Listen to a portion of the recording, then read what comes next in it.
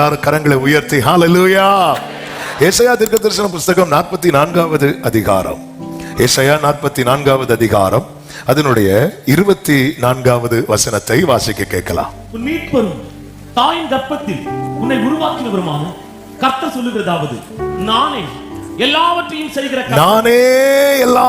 செய்கிற கர்த்தர். நான் ஒருவராய் வானங்களை விரித்து நானே பூமியை பரப்பினவர். கரங்களை உயர்த்தி ஹல்லேலூயா. மேலே வானத்திலும் சரி பூமியிலும் சரி எல்லாவற்றையும் செய்கிற ஒரே ஒருவர் தான் உண்டு. அவர் தான் நாம் ஆராதிக்கிற நம் ஆண்டவராகிய இயேசு கிறிஸ்து. கரங்களை உயர்த்தி ஹல்லேலூயா சொல்லுவோமா? நானே எல்லாவற்றையும் செய்கிற கர்த்தர், ஒருவராய் வானங்களை விரித்து நானே பூமியை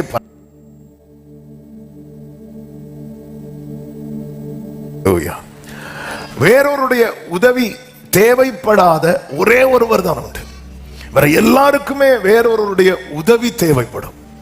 ஆமை, உதவி தேவைப்படாத ஒரு நபருமே கிடையாது. என்னதான் ஒரு தாய் பிள்ளைய பெற்றெடுத்து மார்போடு சேர்த்து வைத்து வளர்த்தாலும் கொஞ்ச நேரமாவது அந்த பிள்ளைய இன்னொருத்தங்க பிடிக்கணுங்கிற உதவி அந்த தாய்க்கு தேவைப்படும். உதவி தேவைப்படாத ஒரு மனிதனுமே கிடையாது. ஆனா எந்த உதவியும் தேவைப்படாம ஒருவருடைய ஒத்தாசையும் இல்லாம ஒரே ஒருத்தர் மேல வானத்திலும் சரி கீழே பூமியிலும் சரி எல்லாவற்றையும் செய்கிறார்னா அவர் வேற யாரும் கிடையாது. எத்தனை பேர் இந்த பகல் வேளையில சொல்லுவீங்க, என் மீட்பர், என்னை மீட்டெடுத்தவர்? ஆமென் சொல்லுங்க பார்க்கலாம். 21வது வசனத்துல இங்க கர்த்தர் அநேக காரியங்களை சொல்லிவிட்டு சொல்லுகிறார், யாக்கோபே இஸ்ரவேலே இவைகளை நினை. நீ இதை நினைச்சு பாரு. யாக்கோபே இஸ்ரவேலே இவைகளை நினை. ஒருவேளை நீங்க கேட்கலாம், அவர் யாக்கோபுக்கு தானே சொல்றாரு, அவர் இஸ்ரவேலுக்கு தானே சொல்றாரு அப்படி நினைக்கலாம். இந்த அதிகாரத்தின் 5வது வசனத்தை பாருங்கள். ஒருவன் நான் கர்த்தருடையவன் என்பான், ஒருவன் யாக்கோபின் பெயரை தரித்துக் கொள்வான், ஒருவன் தான் கர்த்தருடையவன் என்று கையெழுத்து போட்டு இஸ்ரவேலின் நாமத்தை தரித்துக் கொள்வான். ஒரே லைன்ல சொல்லணும்னா அவர் யாக்கோபே என்று அழைக்கிறதும் இஸ்ரவே என்று அழைக்கிறதும் வேற யாரையும் அல்ல, அவரால் மீட்கப்பட்டவர்களை. நான் கர்த்தரால் மீட்கப்பட்டேன் சொல்றவங்க மட்டும் கரங்களை உயர்த்தி ஹல்லேலூயா பாடுவோம். ஹல்லேலூயா பாடிடும் அபூஜபலத்தா நடத்தியதா. ஹல்லேலூயா பாடிடும் இன்ப ஸ்வரத்தா நை. மறுபடியும் சொல்லுவோம், ஹல்லேலூயா பாடுவோம். அபூஜபலத்தா நடத்தியதா.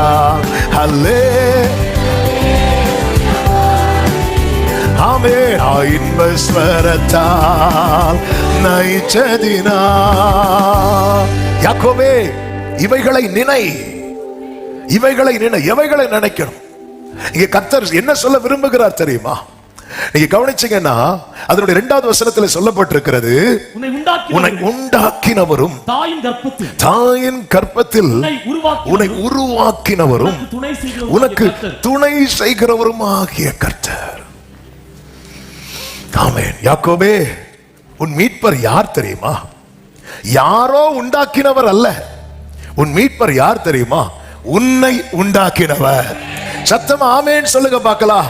அவரே நம்மை உண்டாக்கினார். பல நேரத்துல நமக்குள்ள கேள்விகளும் புலம்பல்களும் எழும்புவதுண்டு. ஆண்டவரே, என்னை ஆண்டவர் எப்படி வச்சிருக்கிறீங்க? இல்ல, நீ இவைகளை நினை, இவைகளை நினை. அவர்தான் உன்னை உண்டாக்கினார், அவர்தான் உன்னை இப்படி சிருஷ்டித்திருக்கிறார். யாக்கோபே கீழே நீங்க படிக்கும் போது தெரியும், அதனுடைய 9வது வசனம் முதல் நீங்க பாத்தீங்கன்னா தெரியும், விக்கிரகங்களை உருவாக்குகிற யாவரும் வீணர் என்று சொல்லப்பட்டிருக்கிறது. 10வது வசனத்திலே ஒன்றுக்கும் உதவாத தெய்வத்தை மனுஷன் என்ன பண்ணுகிறான்? உருவாக்கி விக்கிரகத்தை வார்ப்பிக்கிறான் என்று சொல்லப்பட்டிருக்கிறது. இதெல்லாம் சொல்லிட்டு தான் கர்த்தர் சொல்ற, யாக்கோபே இவைகளை நினை. இவைகளை என கேட்டுக்கொண்டிருக்கிற இரத்தத்தால் மீட்கப்பட்ட அன்பு சகோதரா சகோதரி, நாம் ஆராதிக்கிற ஆண்டவர் நம் அருமை இரட்சகர். அவர் யாரோ உண்டு பண்ணி வைத்தவர் அல்ல, நம்மை உண்டாக்கினவர், நம்மை உண்டாக்கினவர், நம் சிருஷ்டிகர். சத்தம் ஆமென் சொல்லுங்க பார்க்கலாம். அவருடைய செயல்களின் மகத்துவம் சொல்லி முடியாது. அல்லேலூயா, ஆமென். ஆமா, நீ என்ன உண்டாக்கல யாக்கோபே, நீ என்னை உண்டு பண்ணி வைத்து நீ என்னை ஆராதிக்கவில்லை. நான் உன்னை உருவாக்கினேன், நான் உன்னை உண்டு பண்ணினேன், நான் உன்னை என் தாசனாய் உருவாக்கினேன். அதனால நீ என்னுடையவனாய் இருந்து ஆராதித்துக் கொண்டிருக்கிறாய். உனக்கு ஒன்று தெரியுமா யாக்கோபே, உன் தாயின் வயிற்றில் நீ தோன்றினது முதல் நான் உனக்கு என்ன செய்கிறேன் தெரியுமா? துணை செய்கிறேன். யாக்கோபுடைய சரித்திரத்தை பார்த்தாலே தெரியும். ஆமென். ரெபெக்காள் வயிற்றுல 2 பிள்ளைங்க. 2 பிள்ளைங்களுக்கும் என்ன நடந்துச்சு தெரியுமா? உள்ள சண்டை வந்துச்சு. யார் போய் பஞ்சாயத்தை தீர்த்து வச்சா? பாஸ்டர் போனாரா? பாஸ்டர் உள்ள 2 பேர் சண்டை போட்டுட்டு இருக்கிறாங்க. நீங்க தான் ஒன்னு பேசி வைக்கணும். ஏதாவது பண்ண முடியுமா? ஒண்ணும் பண்ண முடியாது. ஆனா ஆண்டவர் சொன்னார்ல, யாக்கோபு பூச்சியே, நான் உன் வலது கரத்தை பிடித்திருக்கிறேன். அங்க பிரச்சனை நடக்குது, ரெபெக்காளுக்கு தெரியும். ஆனா ஹெல்ப்லெஸ், ஒண்ணும் பண்ண முடியாது ரெபெக்காளுக்கு. உள்ள 2 பேருக்கு பிரச்சனை. தாயின் வயிற்றில் தோன்றினது முதல் நான் உன்னை ஏந்தினே. தாயின் வயிற்றில் தோன்றினது முதல் யாக்கோபு பூச்சி, நீ பூச்சியா இருக்கும் போதே நான் உன் கையை பிடிச்சேன். நான் மட்டும் உன் கையை பிடிக்கலன்னா ஏசா மட்டும்தான் வெளியே வந்திருப்பான். நான் உன் கையை பிடிச்சதுனாலதான் தாயின் வயிற்றிலிருந்து நீ வெளியே வந்திருக்கிறாய். அதனாலதான் சங்கீதக்காரன் சொல்லுகிறான், என்னை தாயின் கருவில் இருந்து எடுத்தவர் நீரே. ஆமென். எத்தனை பேர் சொல்ல முடியும்? தாயின் வயிற்றில் உற்பவித்தது முதல் என் தேவனால் நான் ஆதரிக்கப்பட்டேன். ஹல்லேலூயா. என்னை நடத்தும் பொன்னு கரமோ ஒரு நாளிலும் குறுகிட்டில்ல. ஆமென். என்னை நடத்தும் கர்த்தருடைய கை குறுகவில்லை, கேட்கக்கூடாதபடிக்கு அவருடைய செவி மந்தமாகவில்லை. இவைகளை நினை யாக்கோபே. தாயின் வயிற்றில் தோன்றினது முதல் ஒவ்வொரு சூழ்நிலையிலும் கர்த்தர் துணை செய்கிறார். அவர் சிருஷ்டிகர், அவர் நம்முடைய தேவன். அது மாத்திரமல்ல, ஆமென், வீட்டை விட்டு வெளியே போக வேண்டிய ஒரு சூழ்நிலை வந்துச்சு யாக்கோபுக்கு. அப்பொழுதும் கர்த்தர் தம்மை வெளிப்படுத்தி துணை செய்கிறார். ஆமென். மாமனார் வீட்டை விட்டு புறப்படும் போது முன்பாக ஏசா, பின்னாக லாபான், இப்படிப்பட்ட ஒரு நெருக்கத்துக்குள்ள யாக்கோபு வந்தான். அப்பொழுதும் துணை செய்கிறார். அது மாத்திரமல்ல, தேசத்துல மிகப்பெரிய பஞ்சகாலம் வந்தது. அப்பொழுதும் கர்த்தர் இவனுக்காக 20 வருஷத்துக்கு முன்னாடியே ஒரு யோசேப்பை எகிப்துக்கு கொண்டு போக வைத்து யாக்கோபை போஷிப்பதற்காக. ஆமென். ஹல்லேலூயா. இந்த மாதம் 1ஆம் தேதி அந்த வாக்குத்தத்த ஆராதனையில் அந்த செய்தி ஆண்டவர் சொல்ல வைத்தாரு. யாக்கோபின் ஜெபத்துல ஒன்று என்ன தெரியுமா? எனக்கு உண்ண உணவு தாங்க ஆண்டவரே. ஆமென். நாம கேட்கிறது ரொம்ப சிம்பிளா நமக்கு தோணலாம். ஆனா அந்த ஜெபத்தையும் கர்த்தர் தள்ளாமல் அவனுடைய முதிர் வயதில் அவனை போஷிப்பதற்காக கர்த்தர் ஏற்கனவே ஒரு யோசேப்பை ஆயத்தப்படுத்தி வைத்திருந்தார். நீ இவைகளை நினை. நாம் ஆராதிக்கிற தேவனுக்கு ஒரு பெயர் உண்டு, சிருஷ்டிகர். சத்தமாவேன்னு சொல்லுங்க பார்க்கலாம். எந்த மனிதனுக்கும் செய்ய முடியாதது. ஆண்டவர் ஒரு இடத்துல இருக்கிறாருன்னா அங்க ஏதோ ஒண்ணு கண்டிப்பா செய்வார். நம்புறவங்க மட்டும் சத்தம் ஆமென் சொல்லுங்க பார்க்கலாம். சரி, இங்க பாருங்க, இங்க எவ்வளவு பேர் இருக்கிறீங்க. சின்ன பிள்ளைங்க இருக்கிறாங்க, வாலிபர்கள் இருக்கிறாங்க, பெரியவங்க இருக்கிறாங்க, முதியோர்கள் இருக்கிறாங்க. ஏதோ ஒண்ணு செஞ்சுட்டு தானே இருக்கிறோம். இப்போ சின்ன பிள்ளைங்களை பாருங்க, நோட்ஸ் எடுக்கிறது மாதிரி படம் வரைஞ்சிட்டு இருக்கிறாங்க. நீங்க ஏதோ ஒண்ணு செஞ்சுட்டு தான் இருக்கிறாங்க. ஏன்னா அவங்க லெவலுக்கு அவங்க பண்ணிட்டு இருக்கிறாங்க. கொஞ்சம் பெரியவங்களை பாருங்க, கவனிக்கிற மாதிரி கவனிச்சுட்டு பவுல போல 3வது வானம் வரைக்கும் போயிட்டு வராங்க. இன்னும் சிலர் பாத்தீங்கன்னா பிரைஸ் லார்ட் சொல்லிட்டு இருக்காங்க, ஆமென் அல்லேலூயா சொல்லிட்டு இருக்காங்க. ஏதோ ஒண்ணு சொல்லிட்டு இருக்கிறோம். ஏன் செஞ்சுட்டு இருக்கிறோம்னா நமக்குள்ள என்ன இருக்குன்னா ஜீவன் இருக்கு. ஆமென். ஆனா சிலரை பார்த்தா டவுட்டா இருக்கும். ஆனாலும் இடையில கொட்டாய் விடும்போது இருக்கு உள்ள ஐட்டம் இருக்கு. ஏதோ ஒண்ணு பண்ணிட்டு இருக்கிறோம். ஆனா பெரியவங்க சின்ன பிள்ளைங்களை மாதிரி நோட் எடுத்து பென் எடுத்து என்ன பண்ண மாட்டேங்கிறோம், வரைய மாட்டேங்கிறோம். வந்து பார்த்தா தெரியும். ஆமென். சின்ன பிள்ளைங்க அப்படிதான் பண்ணுவாங்க. சின்ன பிள்ளைங்க கையில ஒரு நோட்டம் பெண்ணை கொடுத்தீங்கன்னா அவங்க பாட்டுக்கு, ஆனா அவங்க ஏதோ பெருசா எழுதுறது மாதிரி அவங்க லெவலுக்கு அவங்க பண்ணிட்டு இருக்கிறாங்க. அவங்கவுங்க லெவலுக்கு என்னெல்லாம் பண்ண முடியுமோ பண்ணிட்டு இருக்கிறோம். இல்ல சில கிருபை பெற்றவங்க நிறைய உண்டு. ஒரு வேர்டு வரும்போதே அடுத்த வேர்டு தான் வரும். அந்த அளவுக்கு கிருபை பெற்றவங்க இருப்பாங்க. வசனம் எழுதும் போதே, சிலர் எழுதும் போதே அது கூடவே அதை வச்சு வேற வேற தாட்ஸ் வந்துட்டே இருக்கும். இப்படி அது ஒவ்வொரு வளர்ச்சிக்கு ஏற்ற ஒவ்வொரு காரியத்தை செஞ்சுட்டு இருக்கிறோம். ஆமா, 2 பேர் அவருடைய நாமத்திருமத்தை கூடுனாலே அவர் வந்துடுறாரு. அவர் வர்றது நோட்ல பெண் எடுத்து சும்மா கிறுக்கிறதுக்கல்ல, சும்மா இருந்துட்டு போ. அவருக்குன்னு ஒரு ஸ்டாண்டர்ட் உண்டு, அவருக்குன்னு ஒரு லெவல் உண்டு. அவர் வந்தா அதை செஞ்சுட்டு தான் போவா. ஆமென் சொல்லுங்க பார்க்கலாம். ஆமா, அதனாலதான் பாருங்க வேற காரியங்கள் எல்லாம் மைண்ட் பண்ணவே மாட்டார். வேற சிருஷ்டிகர் எவரிவின் வீட்டார் வந்து எவரிட்ட சொல்றாங்க, போதகர் ஏன் தொந்தரவு படுத்துறீங்க, உம்முடைய மகள் பிள்ளை அவள் மரித்து விட்டாள் அப்படி சொன்னதும் மலையாளத்தில் எப்படி இருக்கும்னா, ஏசு அதை காரியமாக்கி இல்ல அப்படின்னு இருக்கும். இங்கிலீஷ்ல he ignored them what they said. அவங்க என்ன சொன்னாங்களோ அதை அவர் மைண்ட் பண்ணல. எதை மைண்ட் பண்ணல? உன் பிள்ளை அது அவர் மைண்ட் பண்ணல. அவர் எவரிட்ட சொல்லுங்க, விசுவாசம் உள்ளவனாரு வா அப்படின்ட்டார். ஆமென். ஏன்னா அவர் சிருஷ்டிகர். என் ஆண்டவர் யார் என்றால் இருக்கிறதை எடுத்து தருகிறவர் மட்டுமல்ல, இல்லாதவைகளை இருக்கிறதை போல. நல்ல கரங்களை தட்டி ஆமென் சொல்லுங்க பார்க்கலாம். யாக்கோபே நீ இவைகளை நினை, இவைகளை நினை.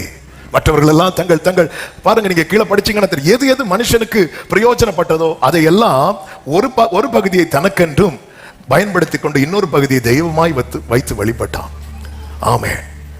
குளிர் வந்தபோது ஓ குளிர் தான், இதுதான் மனுஷனுக்கு எது தன்னால ஹேண்டில் பண்ண முடியல அதையெல்லாம் தெய்வமாய் வழிபட ஆரம்பித்தான். அப்பொழுதுதான் அக்னியை கண்டுபிடி தீயை பார்க்கிறான். தீல குளிருக்கு வேல்யூ இல்லாம போயிட்டு, அப்ப தீ தான் பெருசு. உடனே அக்னியை வழிபட ஆரம்பித்தான். இருளை பார்த்ததும் இருள் தான் பெரியது என்று சொல்லி இருளை வழிபட ஆரம்பித்தான். ஒரு சூரியன் உதிக்கும் போது இருள் இல்லாம போகுது, சூரியனை வழிபட ஆரம்பிக்கிறான். சிருஷ்டிகளை மனிதன் வழிபடும் போது மீட்கப்பட்டவர்களை பார்த்து கர்த்தர் சொல்லுகிறார், யாக்கோபே இவைகளை நினை. உன் தேவன் யார் தெரியுமா? ஹல்லேலூயா. இல்லாதவைகளை இருக்கிறதை போல சர்வத்தை சிருஷ்டித்தவர், ஒருவராய் வானத்தை விரித்தவர், ஒருவராய் பூமியை பரப்பினவர், அவரே நம்மை உண்டாக்கினார். அவரே நம்மை உண்டாக்கினார். எத்தனை பேருக்கு சொல்ல முடியும், என்னை உருவாக்கினவர் உயிரோடு இருக்கிறார். ஆமென். அவர் இன்றும் அற்புதம் செய்ய வல்லவராய் இருக்கிறார். ஆமென். கானாவூர் கல்யாண வீட்டுக்கு இயேசுவை எதுக்கு அழைத்தார்கள்? எதுக்கு அழைச்சாங்க கானாவூர் கல்யாண வீட்டுல? விருந்துக்கு. ஆமென். விருந்துக்கு அழைக்கப்பட்ட இடத்திலேயே கர்த்தர் அற்புதம் செஞ்சார்ல. ஆமென். எதுக்கு அழைச்சிட்டு போறாரு? அற்புதம் செய்யறதுக்கு. விருந்துக்கு அழைக்கப்பட்ட இடத்திலேயே இயேசு அற்புதம் செய்யும் போது பிள்ளைக்கு ஒரு அற்புதம் செய்வதற்காகவே அழைச்சிட்டு போறான். கர்த்தர் வெறுமையாய் திரும்புவாரா? கர்த்தர் வரேன்னு பிராமிஸ் பண்ணா வந்து ஏதோ ஒண்ணு செஞ்சுட்டு தான் போவார். அவரால் செய்யக்கூடாத அதிசயமான காரியம் ஒன்றுமே கிடையாது. ஆமென். அவர் எல்லாவற்றையும் காண்கிறவர். ஆமென். ஆகார் சொல்றாங்க, நீர் என்னை காண்கிற தேவன். எஸ், என் ஆண்டவருக்கு கண்கள் உண்டு, காண்கிற கண்கள் உண்டு. ஹல்லேலூயா. ஆமென். அவர் என் ஜெபத்தை கேட்கிறவர். அவருக்கு காதுகள் உண்டு, அவருடைய செவிகள் மந்தமாகவில்லை. ஆமென். அவர் என்னோடு பேசுகிறவர், அவருக்கு வாய் உண்டு.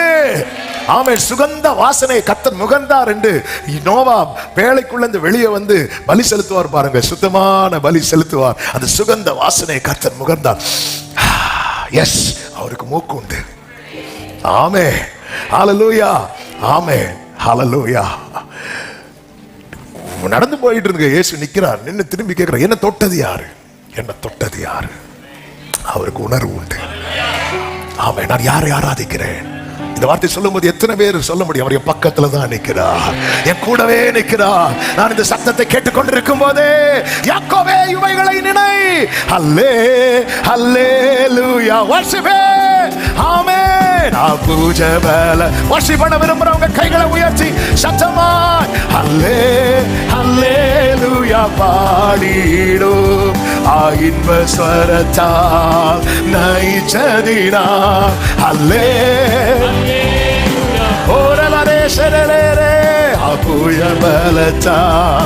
நடத்தியதா ஹல்லே.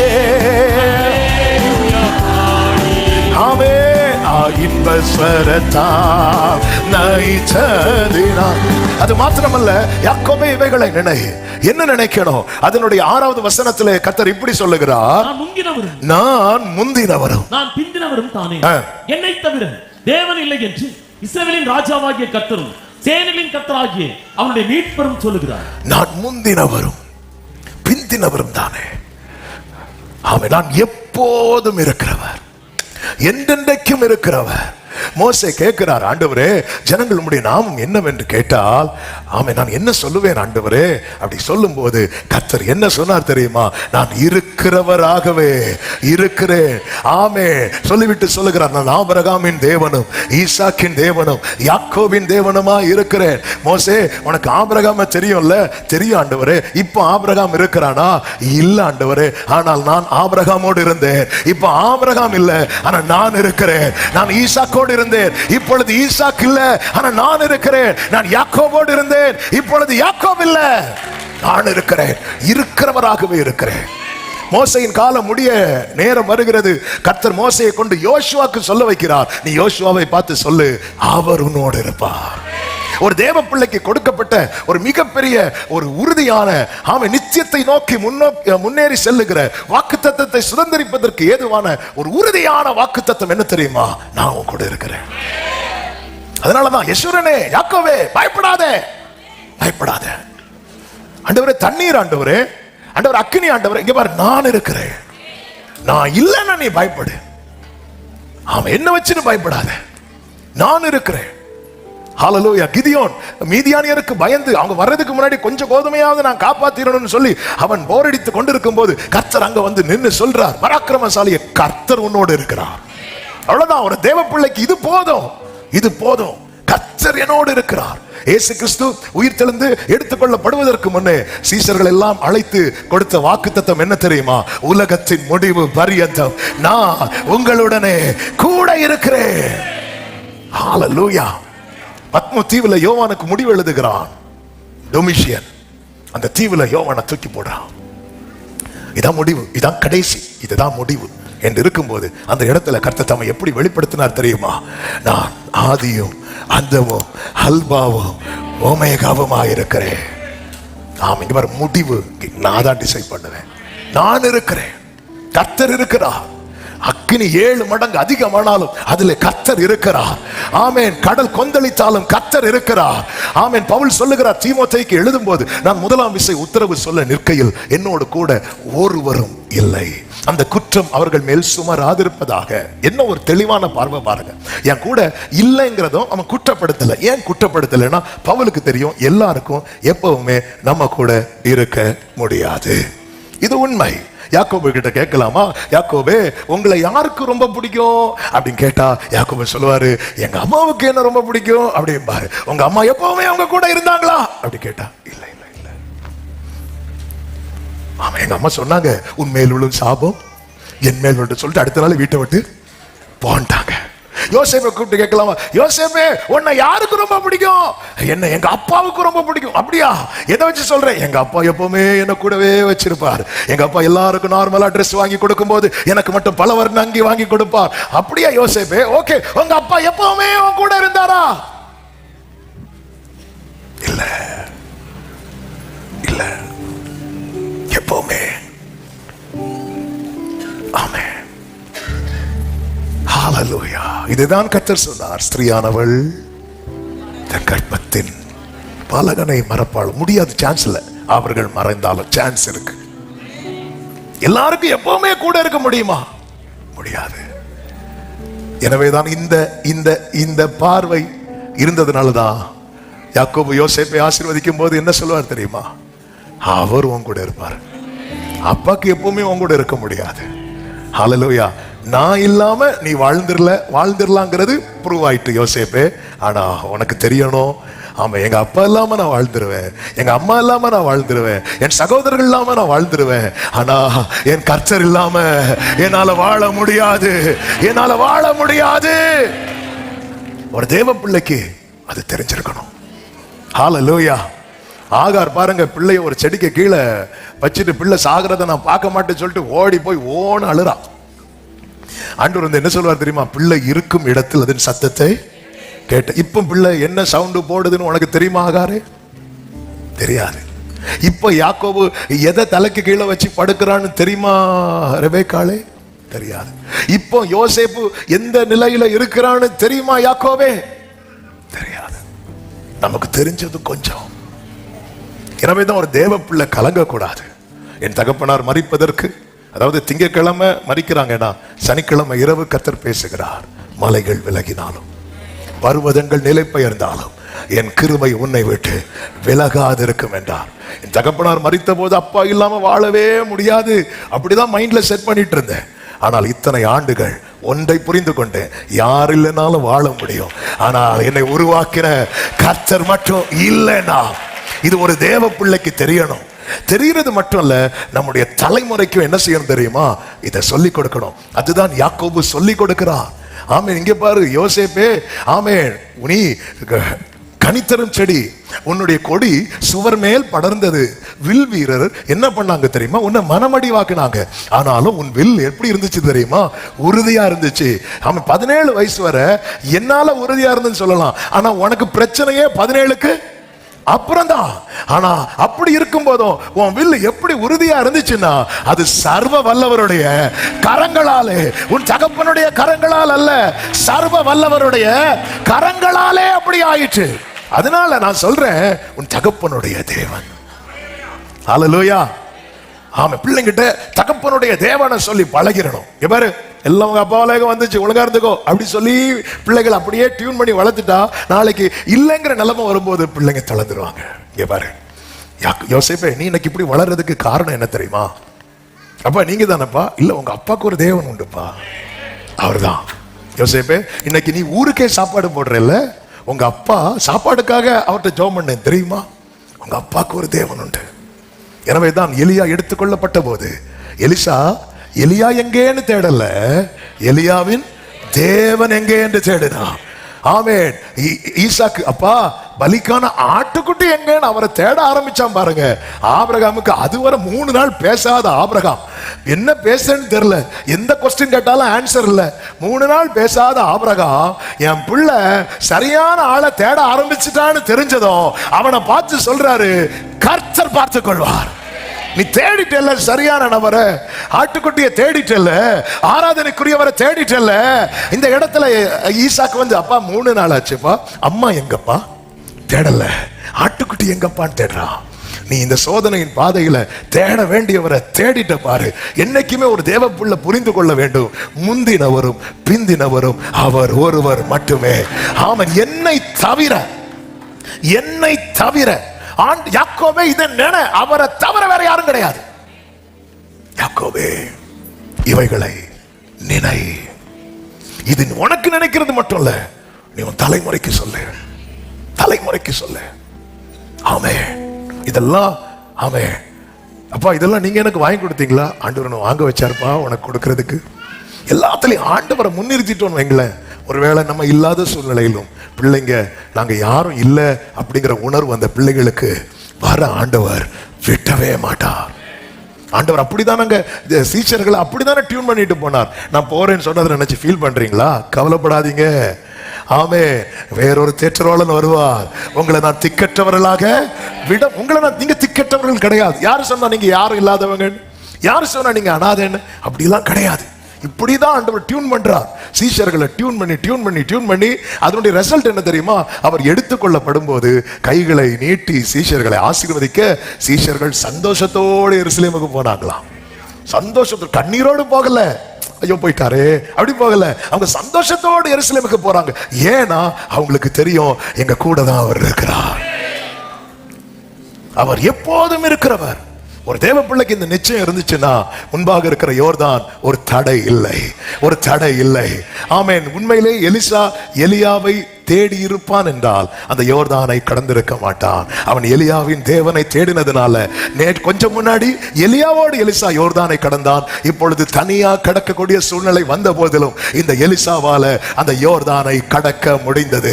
இந்த சத்தத்தை சமீபத்திலும் தூரத்திலும் இருந்து கேட்கிற ஒவ்வொருவருக்கும் சொல்லுகிறேன், நமக்கு எவ்வளவுதான் நெருக்கமான உறவுகள் இருந்தாலும் அவர்களால் எப்பொழுதும் நம்மோடு கூட இருக்க முடியாது. ஆனால் நீங்கள் தண்ணீரை கடக்கும் போதும் கர்த்தர் உங்களோடு இருப்பார். நீங்கள் அக்கினியில் நடக்கும் போதும் கர்த்தர் உங்களோடு இருப்பார். நீங்கள் சிறை சாலையில் அடைக்கப்பட்டிருந்தாலும் கர்த்தர் உங்களோடு இருப்பார். என் கர்த்தர் நல்லவர், அவர் இருக்கிறவராகவே இருக்கிறவர். ஹல்லேலூயா. எப்போதும் இருக்கின்ற ஆமென் எங்கள் ராஜாவே, எப்போதும் இருக்கின்ற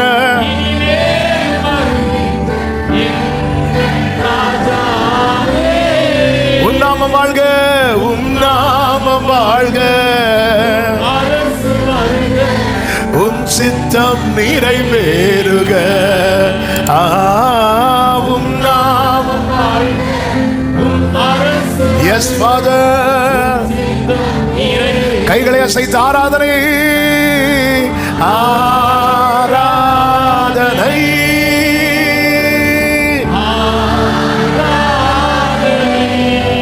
ஆமென். சரம்ரா சனரே. ஹல்லேலூயா. என் அன்பு இயேசுவுக்கே, என் அன்பு இயேசுவுக்கே. ஆமென். இந்த நிச்சயம் தான் இன்னைக்கு அநேகருக்கு இல்லை. கிதியோன்ட்ட வந்து பேசும்போது கிதியோனுடைய வலியே என்னன்னா, நீங்க எங்க கூட இருந்திருந்தா, இதுதான் என் வாழ்க்கையில அவர் இருந்திருந்தா இது நடந்திருக்காது. மார்த்தாலும் மரியாளும் சொல்றது ஒன்னே ஒண்ணுதான், நீங்க இருந்திருந்தா என் சகோதரன். அப்ப அவருடைய பிரசன்ஸை வந்து அவ்வளவு நம்புறாங்க. அவருடைய பிரசன்னத்தை, அவர் இருக்கிறது, அவர் இருந்தாலே போதும், நீங்க இருந்திருந்தா. அதனாலதான் ஆண்டவருடைய பிரசன்னத்தை நித்தம் தேடணும். இதுதான் ஆண்டவருடைய. அவர் இல்லாம பாருங்க, மோசே கிட்ட ஆண்டவர் சொல்லுவார், ஜனங்க பண்ண தப்புனால கர்த்தர் சொல்லுவார், மோசே நான் வரமாட்டேன், நான் வந்தேன்னா எனக்கு இந்த ஜனங்களை பார்த்தாலே எனக்கு பிடிக்க மாட்டேங்குது. ஏன்னா அந்த ஜனங்கள் வணங்கா கழுத்துள்ள ஜனங்கள் அப்படி பண்றாங்க, அவ்வளவு கோபத்தை உண்டாக்குறாங்க. அதனால மோசே நான் என்ன பண்றேன் அப்படின்னா, நான் ஒரு தூதனை உனக்கு முன்னாடி அனுப்புறேன், அந்த தூதன் உங்களை வழி நடத்தி கானானுக்கு கொண்டு போவான். நானா இருந்திருந்தா சொல்லியிருப்பேன், நல்ல தூதனா பார்த்து அந்த அந்த மீகாவை எல்லாம் அனுப்பினீங்கன்னா கையில கத்தி வச்சிருப்பார், ஒரு பயம் வரமாட்டான். ஆமென். அப்படி பார்த்து அனுப்புங்க ஆண்டவர். மோசே பார்த்தார், அப்படியே ஆண்டவர் வரமாட்டீங்களா நீங்க? கூடாரத்தை எடுத்தார், பாளையத்துக்குள்ள இருந்து வெளியே கொண்டு போட்டார், உள்ள போய் எப்படி உட்கார்ந்தார். ஆண்டவர் பேசுறார். ஆண்டவர் மோசே கிட்ட 33வது அதிகாரம் பேசுற அந்த டோன், நீங்க அதை படிக்கும் போது அவ்வளவு கோபத்துல ஸ்டார்டிங்ல அப்படி பேசுவார். கோபம், வருத்தம், வலி, அப்படியே கீழே படிச்சுட்டே வந்தீங்கன்னா தெரியும். ஒருவன் தன் சிநேகிதனோடு பேச, அப்படியே ஆண்டவரை கூல் பண்ணிட்டே இருக்கிறார். அப்படி சிநேகிதனோடு பேசுவது போல அப்படி பேச ஆரம்பிக்கும் போது ஆண்டவர் சொல்றார் மோசே கிட்ட, என் கண்ணில் உனக்கு கிருபை கிடைக்குது. அப்படியே அது வர அமைதியா இருந்த மோசே, அப்படின்னா நீங்க வாங்க என் கூட அப்படிம்பார். மோசே, என் கண்ணில் உனக்கு கிருபை கிடைக்குது, நான் தூதன் எல்லாம் அனுப்பல, நான் என் சமூகம் உனக்கு முன்பாக, நான் ஃப்ரெண்ட்ல போறேன் அப்படிங்கிற. மோசே சொல்றார், நீங்க என் கூட வரலன்னா இங்க இருந்து நாங்க வரமாட்டோம். எதை நாடுகிறோம்? யாக்கோபே வேகளை நினை, இதை நீ எப்பவுமே நினைக்கணும். உனக்கு அவர் எதுக்கு தேவை அப்படின்னா, எனக்கு அவர் எல்லாத்துக்கும் தேவை. உனக்கு அவர் எது வரைக்கும் தேவை அப்படின்னா, அந்தியம் வரே ஆச்சுடுமதி இயேசு என்றே. ஆமென். அந்தியம் வரே ஓரலபா தடரமா சந்தன மலபரம். அது மாத்திரமல்ல, கர்த்தர் சொல்லுகிறார் அதனுடைய ஆமென் 7வது வசனத்துல, பூர்வ காலத்து ஜனங்களை நான் ஸ்தாபித்தது முதற்கொண்டு என்னை போல எதையாகிலும் வரவழைத்து இன்னதென்று இதுதான் இது அப்படின்னு முன்னமே அறிவித்து எனக்கு முன்னே வரிசையாக நிறுத்தத்தக்கவன் யார்? நம் தேவன் யார் தெரியுமா? எல்லாவற்றையும் முன்னமே அறிவித்து அதை அந்தந்த காலத்திலே வரிசையாய் நிறுத்தத்தக்கவர். சத்தமா ஒரு ஆமென் சொல்லுங்க பார்க்கலாம். யாக்கோபே, உன் தேவன் யார் என்பதை நினைத்துக்கொள். அவர் சொன்ன ஒரு வார்த்தை கூட, அவர் இஸ்ரவேல் குடும்பத்துக்கும் ஆமென் யூதா குடும்பத்துக்கும் சொன்ன நல் வார்த்தைகளில் ஒன்றாகிலும் தரையிலே விழுந்து போக விடவில்லை. எல்லாமே நிறைவேறிற்று. என்னை போல எதையாகிலும் முன்னறிவித்து. ஆமென். தேசத்துல பெரிய பஞ்சம். ராஜாவுக்கு எலிசா மேல கோபம் வரும்போது எலிசாவை கூப்பிட்டதும் எலிசா சொல்ற, இதுக்கெல்லாம் ரீசன் யாரு? நீங்க தான். சரி, ஜனத்தின் நிலைமையை பார்த்து நாளைக்கு எல்லாருக்கும் கோதுமை வந்து இன்னும் ஒரு சேக்காலுக்கு கிடைக்கும் அப்படின்ட்டார். உடனே ராஜாவுக்கு மேனேஜர் சொல்றாரு, அது ஆண்டவர் வானத்தின் மதகுகளை திறந்தா கூட நடக்காது அப்படின்ட்டார். நம்ம ஆளு சூடு பாட்டி, மொட்டை தலையானாலே கரடிய கூடுற ஆளு. அவர் சொன்னார், அப்படியா, நாளைக்கு இது நடக்கும், நீ அதை காண்பாய், புசிக்க மாட்டான்னு சொல்லிட்டு போயிட்டார். அவ்வளவுதான். அந்த வார்த்தையை இங்க பாருங்க, இதே வசனத்துல இருக்கு பாருங்க, இதே அதிகாரத்துல ஏசாயா 44வது அதிகாரம் அதனுடைய 26வது வசனத்துல, நான் என் ஊழியக்காரரின் வார்த்தையை நிலைப்படுத்தி என் ஸ்தானாபதிகளின் ஆலோசனையை நிறைவேற்றி. ஆமே. இத எலிசா ஆண்டவர்கிட்ட கேட்டு சொன்னாரான்லாம் தெரியல, ஆனா சொல்லிட்டார். அதை இப்ப நிலைப்படுத்துகிறார் ஆண்டவர். அதை இப்பொழுது ஆண்டவர் நிறைவேற்றுகிறார். ஒரே நாள்ல சத்ருவின் பாளையத்துக்குள்ளே ஒரு பெரிய இரைச்சல் சத்தத்தை கர்த்தர் கேட்க பண்ணுகிறார். உண்மையிலே இரைச்சல் சத்தம் வந்தது யார் நினைக்கிறீங்க? 4 குஷ்டரோகிகள். அவங்க எப்படிதான் வந்திருப்பாங்க? சொரிஞ்சிட்டு தான் வந்திருப்பாங்க. ஆனா இவங்க காதுல எப்படி கேட்க தெரியுமா? குதிரை வருது, ரதங்கள் வருகிறது, ஓடு சொல்லி எல்லாத்தையும் போட்டு ஓடுறான்.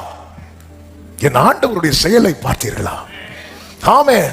நாளைக்குன்னு எந்த டேட் எந்த டைம் எலிசா சொன்னாரோ அதே டேட் அதே டைம்ல சாத்தியமே இல்லாதது சாத்தியமானது. ஆமென் சொல்லுங்க பார்க்கலாம். எத்தனை பேர் இந்த பகல் வேளையில நம்புறீங்க? தேவன் நமக்கு தந்த வாக்குத்தத்தங்கள் எல்லாம் கர்த்தர் செய்ய போகிறதை முன் அறிவித்தது. ஆமென். ஆபிரகாம் கேட்டாரா, ஆண்டவரே எனக்கு என்ன தருவீர் ஆண்டவரே, நீங்க கூப்பிட்ட இடத்துக்கு நான் போனா எனக்கு என்ன கொடுப்பீங்க அப்படி கேட்டாரா? இல்ல, அழைக்கும் போதே ஒருவன் மேல அழைப்பு இருக்குனாலே அவன் மேல வாக்குத்தத்தம் இருக்கிறது என்று அர்த்தம். அழைக்கும் போதே வாக்குத்தத்தத்தோடு தான் அழைக்கிறார். யாக்கோபு அழைக்கும் போது அப்படித்தானே அழைக்கிறார். ஆமே, நீ படுத்திருக்கிற இந்த பூமியை நான் உனக்கு கொடுப்பேன் அப்படிங்கிறார். ஆமா, கொஞ்சம் யோசித்து பார்த்துருப்பாரா யாக்கோபு? எனக்கு இப்ப தலைக்கு கீழே வைக்கிறதுக்கு ஒரு பில்லோ கூட இல்லை, படுத்திருக்கிற பூமியை கொடுப்பேன். பூமியில் உள்ள வம்சங்கள் எல்லாம் உனக்குள் உன் சந்ததிக்குள்ள ஆசை கண்ணால பார்க்க வச்சுட்டாரு. பாத்தீங்களா? எல்லா தேசத்திலிருந்து எகிப்துக்கு வராங்க. யாரை பார்க்க தெரியுமா? யோசேப்பை பார்க்க. எதுக்கு தெரியுமா? ஆமா, கண்ணுக்கு முன்னாடி. அதனாலதான் யோசேப்பு சொல்லுவாரு, நான் ஒன்ன பார்ப்பேனே நினைக்கலப்பா, ஆனா உன் பிள்ளைகளையும் பார்க்க வச்சுட்டார் பாரு. என் ஆண்டவர் உண்மை உள்ளவர். அவர் ஒன்றை சொன்னால் அதை கண்டிப்பா நமக்கு முன்பாய் கொண்டு வந்து நிறுத்துகிற தேவனாய் இருக்கிறார். ஆமென் சொல்லுங்க பார்க்கலாம். நம்முடைய வாழ்க்கையிலும் கர்த்தர் என்ன செய்ய விரும்புகிறார் என்றால் எல்லாவற்றையும் செய்ய விரும்புகிறார். இன்னைக்கு இப்பதான் செய்திக்குள்ளே என்றாகிறேன். நம் தேவன் யார் என்பதை அறிந்து நீங்க இந்த வார்த்தையை கேட்க வேண்டும் என்பதற்காக.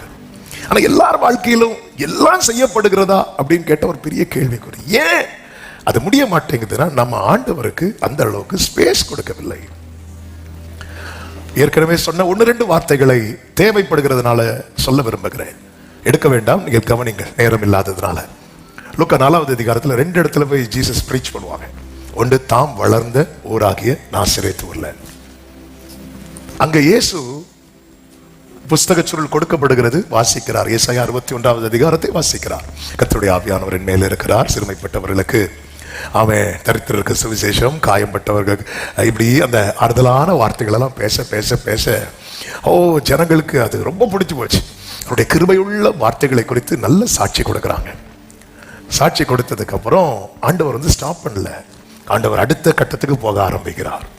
இன்னும் கொஞ்சம் ஆழமா போக விரும்புகிறார். ஆனா ஆழமா போக விரும்பினதும் ஜனங்கள் எல்லை போட்டாங்க. என்ன ஆழமா போனார்னா வேற ஒண்ணும் இல்ல, இஸ்ரவேலர்களுக்கு என்னன்னா, யெகோவா தேவன் எங்களுடைய தேவன், அது தப்பு இல்லை, ஆனா எங்களுக்கு மட்டும்தான் தேவன் என்கிற ஒரு எல்லையை போட்டு வச்சிருந்தாங்க.